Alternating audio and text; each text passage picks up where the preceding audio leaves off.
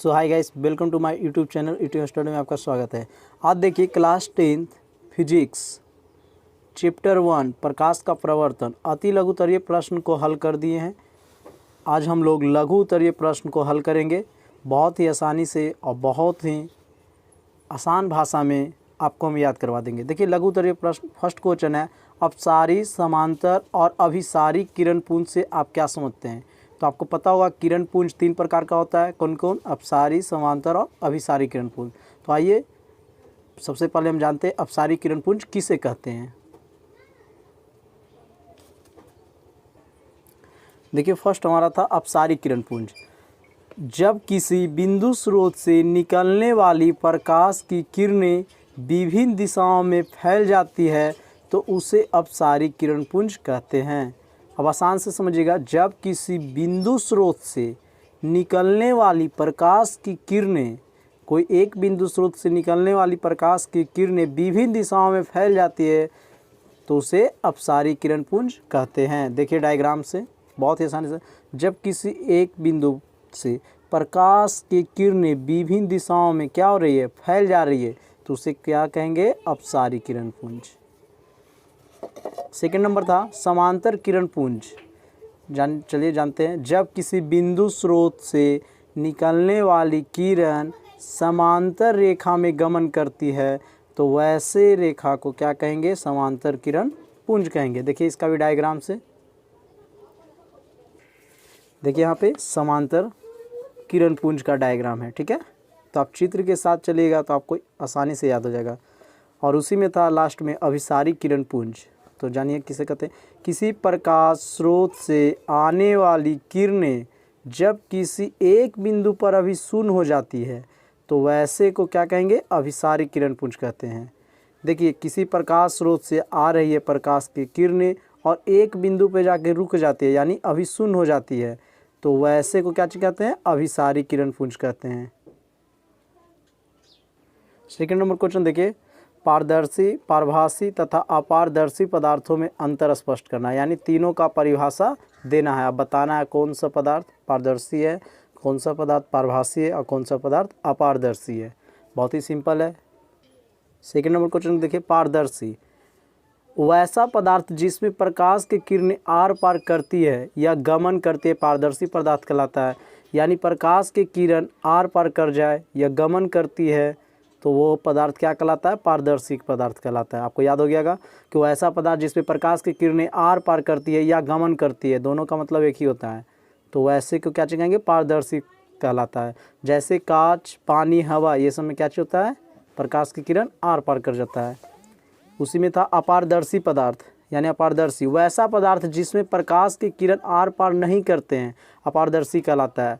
जैसे में ईंट, पत्थर, टेबल, कागज इत्यादि, कुछ भी आप ले लीजिए, मोबाइल, कुछ भी ले लीजिए, जिसमें प्रकाश की किरण आर पार नहीं करती है वो हो गया अपारदर्शी, जिसमें प्रकाश की किरण आर पार करती है वो हो गया पारदर्शी। और एक था पारभासी, तो वैसा पदार्थ जिसमें प्रकाश की किरण अंशतः रूप में गमन या आर पार करती है, यानी आधा रुक रुक के करती है। तो जैसे में देखिए तेल लगा हुआ कागज, घिसा हुआ कांच इत्यादि। अगर आपको वीडियो अच्छा लग रहा है तो चैनल को सब्सक्राइब कीजिए और दोस्तों के पास शेयर जरूर करें। देखिए यहाँ पे पारदर्शी पता हो गया कि सूर्य की किरण आर पार करेगा तो पारदर्शी पदार्थ कहलाएगा, सूर्य की किरण आर पार नहीं करेगा तो अपारदर्शी कहलाएगा, अंशतः रूप में करेगा तो पारिभाषी कहलाएगा। थर्ड नंबर बहुत ही इंपॉर्टेंट क्वेश्चन है, प्रकाश के परावर्तन के नियमों को लिखना है। प्रकाश के परावर्तन के नियम को लिखना है, आइए देखते हैं। तीसरा नंबर क्वेश्चन देखिए, परावर्तन के 2 नियम हैं, पता होगा आपको परावर्तन के कितने नियम हैं, 2 नियम हैं, काफ़ी बार ऑब्जेक्टिव में आया है। फर्स्ट देखिए, आपतित किरण, परावर्तित किरण एवं आपतन बिंदु पर खींचा गया अभिलंब तीनों एक ही समतल में होते हैं। फिर से देखिए, आपतित किरण, परावर्तित किरण एवं आपतन बिंदु पर खींचा गया अभिलंब तीनों एक ही समतल में होते हैं। तो देखिए यहाँ पे ये हमारा आपतित किरण हुआ और ये परावर्तित किरण हुआ, और आपतन बिंदु पर खींचा गया अभिलंब तीनों क्या है, हमारा एक समतल में है, ठीक है। और सेकंड नंबर देखिए, किसी वर्ण के प्रकाश की किरणें के लिए आपतन कोण परावर्तन कोण के बराबर होता है। ये जो आपतन कोण हुआ वो परावर्तन कोण के बराबर होता है। चौथा नंबर क्वेश्चन हम लोग देखेंगे वास्तविक और आभासी यानी काल्पनिक प्रतिबिंब में अंतर स्पष्ट करना है। ठीक है, हम लोग सबसे पहले लिखेंगे वास्तविक प्रतिबिंब और काल्पनिक प्रतिबिंब में निम्नलिखित अंतर है। देखिए, एक साइड आप जब भी अंतर वाला क्वेश्चन रहे तो आप डिवाइड करके बनाइएगा, एक साइड वास्तविक प्रतिबिंब, एक साइड काल्पनिक प्रतिबिंब। फर्स्ट देखिए, यह किरणों के वास्तविक कटान से बनता है और इधर यह किरणों के काल्पनिक कटान से बनता है। सेकंड देखिए, यह प्रतिबिंब उल्टा होता है। कौन? वास्तविक प्रतिबिंब कैसा होता है? उल्टा होता है। यह प्रतिबिंब सीधा होता है, काल्पनिक प्रतिबिंब। इस प्रतिबिंब को पर्दे पर प्राप्त किया जा सकता है, इस प्रतिबिंब को पर्दे पर प्राप्त नहीं किया जा सकता है। चौथा देखिए, यह किसी बिंदु स्रोत से आ रही प्रकाश के किरणों परावर्तन या अपवर्तन के बाद बिंदु पर मिलने से बनता है, और यह किसी बिंदु स्रोत से आ रही प्रकाश के किरणें परावर्तन या अपवर्तन के बाद जिस बिंदु पर मिलते हैं या मिलती हुई प्रतीत होता है। ये दर्पण के सामने बनता है क्योंकि वास्तविक प्रतिबिंब है, और यह दर्पण के पीछे बनता है।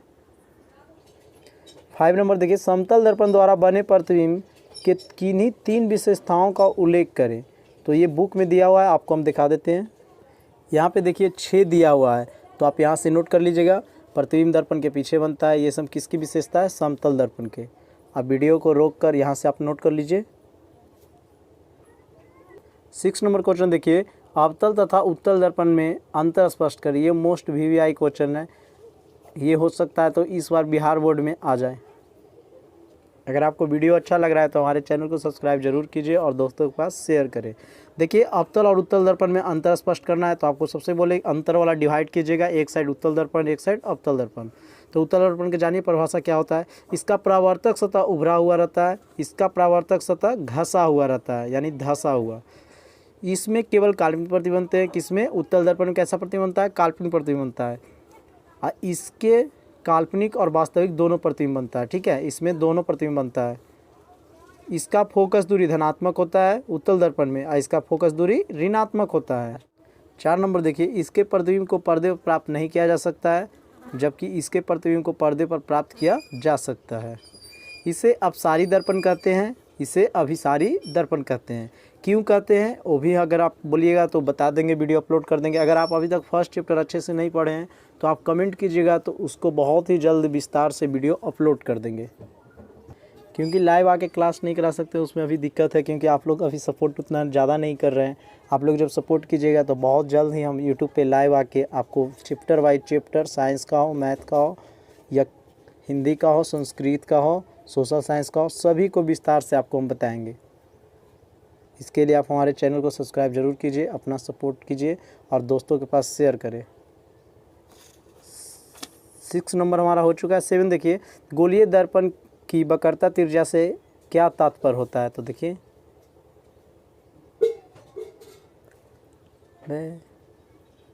6 नंबर हो चुका है। 7 नंबर देखिए, गोलीय दर्पण की वक्रता त्रिज्या से आप क्या तात्पर्य होता है, आइए जानते हैं।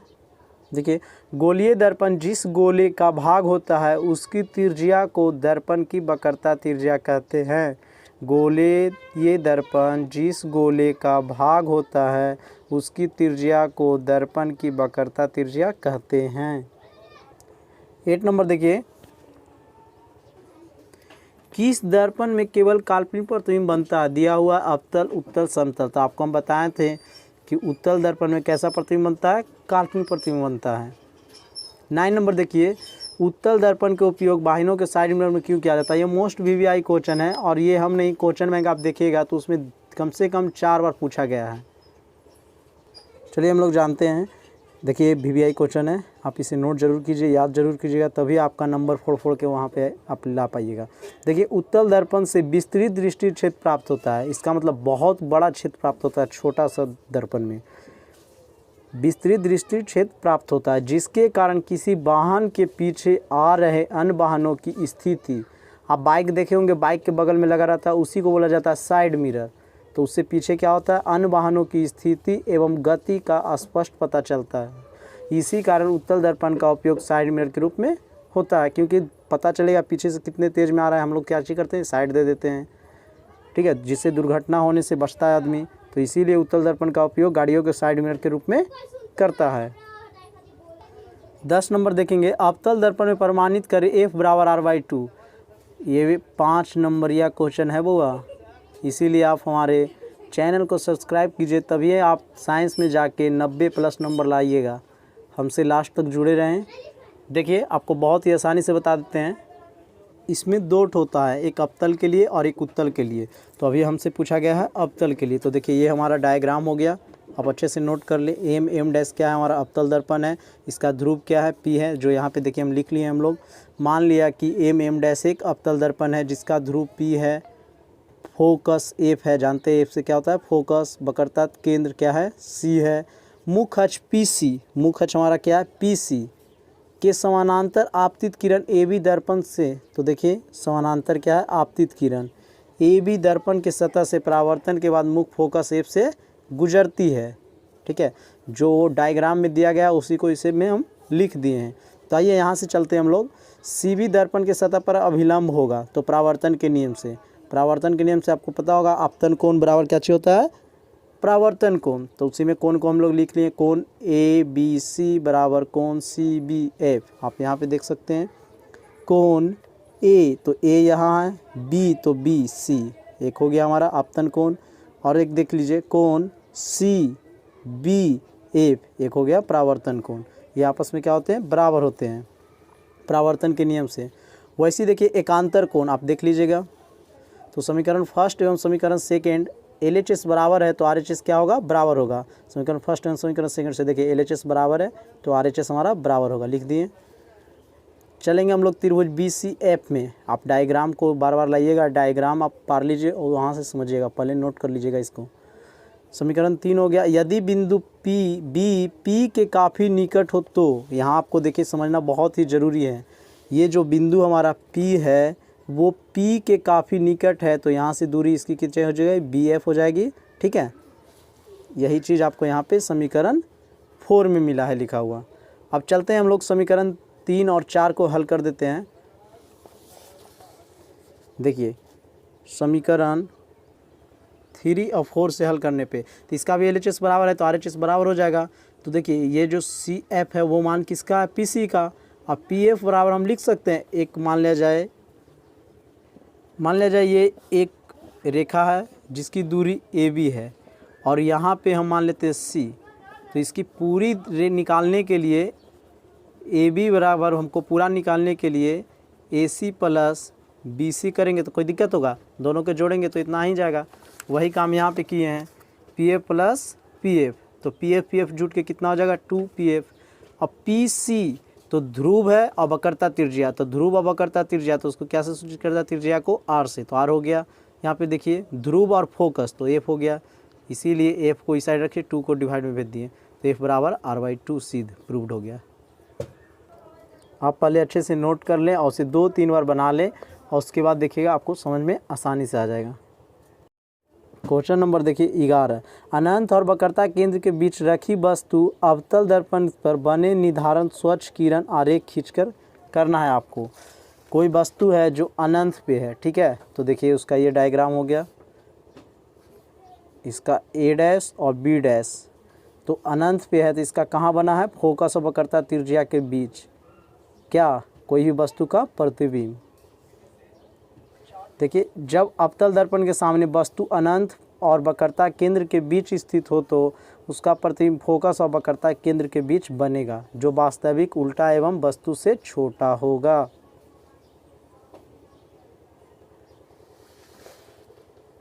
बारह नंबर देखेंगे हम लोग, निम्नलिखित को चित्र को दिया गया है और इसका पूरा प्रतिबिंब को पूरा करना था, तो हम लोग यही हम पेंसिल से कर दिए हैं। आपको इसके बारे में देखिए यहाँ ट्रिक लिखा हुआ है, तो आपको हम एक ट्रिक बताते हैं, उससे आपको पता चलेगा कि कोई भी वस्तु कहाँ है तो उसका प्रतिबिंब कहाँ पे बनता है। देखिए बहुत ही अच्छा ट्रिक है, आप यहाँ से डायरेक्ट नंबर ले सकते हैं। वस्तु के लिए, प्रतिबिंब के लिए, यहाँ से ऑब्जेक्टिव आता है। आ से क्या हो गया, अनंत। फ से फोकस। अगर कोई वस्तु अनंत पे हो तो उसका प्रतिबिंब कहाँ बनेगा, फोकस पे। कोई वस्तु अगर वक्रता केंद्र पे हो तो उसका प्रतिबिंब कहाँ बनेगा, वक्रता केंद्र पे।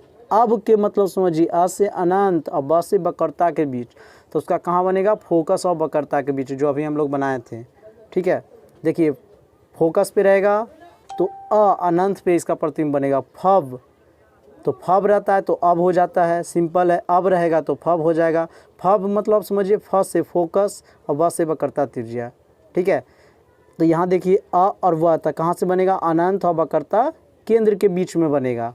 ध्रुव पे अगर कोई वस्तु रहेगा तो उसका प्रतिबिंब दर्पण के पीछे बनता है, ध्रुव के ध्रुव पर, और ध्रुव और फोकस के बीच में रहेगा तो उसका दर्पण के पीछे। तो यहाँ पे सिंपल है, अगर कोई वस्तु देखिए यहाँ पे वक्रता केंद्र पर हो तो उसका वक्रता पर ही पड़ेगा, ध्रुव पे हो तो ध्रुव पे ही होगा, फोकस पे हो तो अनंत पे होगा, ठीक है। अब मतलब समझ रहे हैं आप लोग, अनंत और वक्रता केंद्र, अब का फब हो जाता है, फब का अब हो जाता है।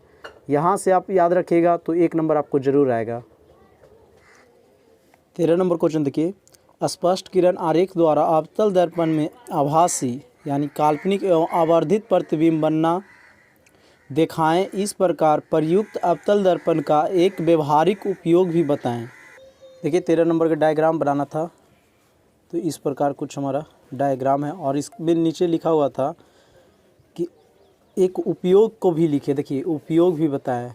तो अवतल दर्पण का उपयोग होता है हजामत दर्पण के रूप में, ठीक है, हजामती दर्पण के रूप में। क्वेश्चन नंबर 14 देखिए, यदि 25 सेंटीमीटर फोकस दूरी के अवतल दर्पण की सहायता से सीधा प्रतिबिंब बनाना है तो दर्पण से वस्तु की दूरी की प्रास यानी रेंज क्या होना चाहिए, प्रतिबिंब की प्रकृति क्या होगी, प्रतिबिंब वस्तु से बड़ा होगा कि छोटा। इस परिस्थिति में प्रतिबिंब को बनने की क्रिया को दर्शाने के लिए एक किरण आरेख खींचना है आपको।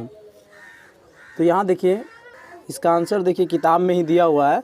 जब वस्तु अवतल दर्पण के सामने उसके ध्रुव और फोकस के बीच हो तो उसका वस्तु का सीधा और आवर्तित आभासी प्रतिबिंब दर्पण के पीछे बनता है। अतः उपयुक्त परिस्थितियों में वस्तु की दूरी दर्पण से 0 सेंटीमीटर से 25 सेंटीमीटर के बीच होनी चाहिए। प्रतिबिंब आभासी होगी और वस्तु से बड़ा होगा। इसका आंसर किताब में ही है। 15 नंबर देखिए, किरण आरेख की सहायता से स्पष्ट करें कि अवतल दर्पण में किसी वस्तु का प्रतिबिंब स्थिति तथा प्रकृति क्या होगी। 15 नंबर देखिए क्वेश्चन का डायग्राम कुछ इस प्रकार होगा, आप इसे नोट कर लीजिएगा। 16 नंबर देखिए, कल्पना कीजिए, इसका भी आंसर बुक में ही दिया गया है, ठीक है, तो आप इसे नोट कर लीजिएगा। ये भी उसी का 16 का। 17 का देखिए, निम्नलिखित परिस्थितियों में जिस प्रकार के दर्पण का उपयोग किया जाता है उनका नाम बताना है। कार के हेडलाइट में, तो कार के हेडलाइट में कौन सा दर्पण किया जाता है, देखिए किताब में दिया हुआ है अवतल दर्पण। वाहनों के साइड मिरर बताए थे उत्तल दर्पण, ठीक है, और सौर भट्टी में होता है अवतल दर्पण का उपयोग। इस प्रकार टोटल लघु उत्तरीय प्रश्न को हल कर दिए हैं। अगर वीडियो आपको अच्छा लगा तो हमारे चैनल को सब्सक्राइब कीजिए और दोस्तों के पास शेयर कीजिए। इसी के साथ जय हिंद, जय भारत।